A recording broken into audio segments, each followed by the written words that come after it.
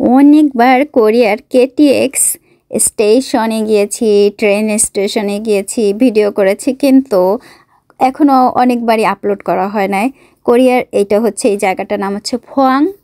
এখানে কেটিএক্স সবচাইতে দ্রুতগামী ট্রেন স্টেশন আছে।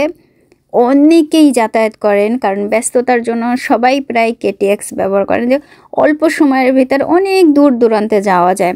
তো এইখানে টাইম একদম ঠিকঠাক থাকে।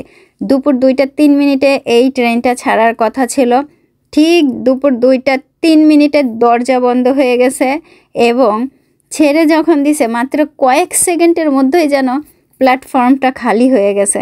এবং এখানে অপেক্ষা করা হচ্ছিল, এই যে দরজা এখন আটকায় যাচ্ছে, ঠিক টাইম টু টাইম দরজাটা আটকায় যাচ্ছে, কারোর জন্য আর দেরি হচ্ছে না, বা কেউ আসবে বা ট্রেনের যিনি চালাবেন বা কি মেশিন একটু ডিস্টার্ব হয়ে যাবে, কোনো কিছু না, জাস্ট একদম টাইম টু টাইম ছেড়ে দিল, বাই বাই করে দিল। মাত্র কয়েক সেকেন্ডের ভেতরেই ট্রেন স্টেশনটা ফাঁকা হয়ে গেছে।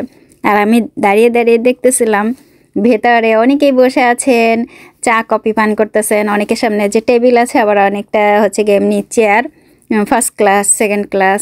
আমি দেখতেছিলাম। না, আমার এখনও ট্রেনে ওঠার সৌভাগ্য হয় নাই কোরিয়াতে, দীর্ঘ 18 বছরও হয় নাই।